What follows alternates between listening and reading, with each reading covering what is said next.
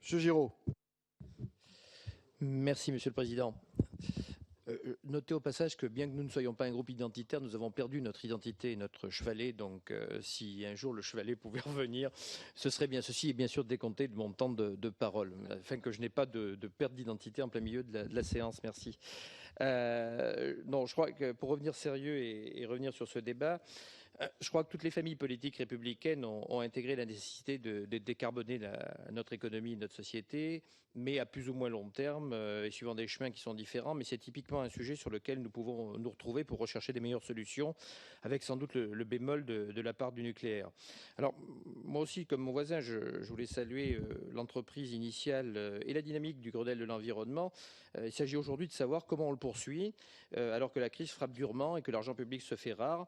Il faut dire aussi que pour parvenir à le retour de l'identité, c'est parfait. Je suis heureux, surtout avec un nom pareil de RDP. C'est beaucoup bien.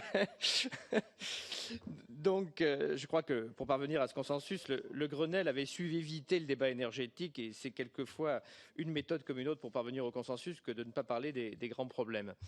Alors, la transition énergétique, c'est bien sûr une réforme structurelle de long terme, et dans les faits, on a un petit peu de mal à trouver les traductions concrètes de ces engagements.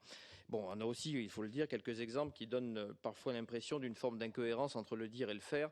Je pense à la déconnexion entre le ministère du redressement productif et le ministère de l'écologie, à l'abandon de la grande réforme fiscale, à la sectorisation et au cantonnement de l'écologie qui est déconnectée des problématiques sociales.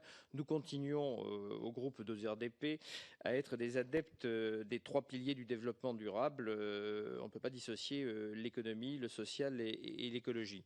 Alors, cela dit, plusieurs chantiers majeurs ont été lancés. Le grand débat sur la transition énergétique, les enjeux de l'efficacité énergétique, le comité pour la fiscalité écologique, l'écotaxe poids lourds, les mesures d'urgence pour les filières de l'éolien et du photovoltaïque, le plan méthanisation et avec un peu moins de réussite pour l'instant en attendant la prochaine mouture, la tarification progressive de l'énergie qu'on trouvera certainement dans la grande loi de programmation énergétique de la rentrée 2013.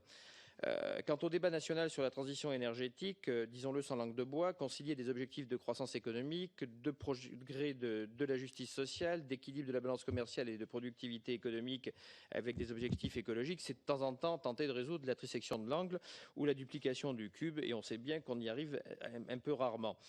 Bon, c'est la première fois que ce débat énergétique a lieu aussi avec autour de la table des acteurs opposition qui sont radicalement inverses. Bon, le groupe de RDP étant pragmatique, vous savez que chaque école devra faire des compromis et ça peut paraître paradoxal, mais nous croyons plus volontiers aux scénarios qui sont les moins radicaux. Moi, je voudrais interroger nos intervenants sur plusieurs points. Premier point, le coût réel de l'électricité nucléaire qui fait l'objet de controverses et paraît très complexe à évaluer. Le rapport récent de la Cour des comptes sur ce sujet avait égratigné un peu le mythe. Pour les chantiers de Bure, le démantèlement des centrales ou encore le réacteur de quatrième génération, les factures s'alourdissent régulièrement, voire quelquefois de plusieurs dizaines de milliards d'euros. Dans ces conditions, comment choisir un scénario au détriment d'un autre? Et pouvez-vous nous donner le fruit de votre réflexion sur ce sujet précis? Comment construire des hypothèses crédibles alors que l'équation comporte une variable aussi volatile? Deuxième point au sujet du débat sur la tarification progressive, j'ai déjà eu l'occasion de dire ici à plusieurs reprises, nous considérons que la péréquation tarifaire doit être approfondie. Il nous semble injuste que les habitants des zones qui ont des besoins de consommation de chauffage plus importants, parfois toute l'année, soient pénalisés, notamment pour les plus modestes. Alors que pensez-vous de l'idée d'une répartition plus équitable, que ce soit avec des systèmes d'aide et de subventions à la rénovation énergétique, avec des chèques énergie ou des tarifs moins élevés? Comment pourrait-on concilier habilement cette exigence de justice sociale avec la nécessité d'instaurer un signal prix qui soit incitatif à la baisse de consommation? Et enfin, troisième point, je note quand même certaines contradictions dans l'action du même ministère, à la fois le débat national sur la transition énergétique et en même temps, un autre exemple, nous classons en ce moment des rivières avec les comités de bassin, ce sont les préfets de bassin qui font ça. Et dans ces cours d'eau, je constate amèrement qu'on classe en catégorie 1 des endroits où nous pourrions avoir des ressources énergétiques, notamment moyennes de l'hydraulique.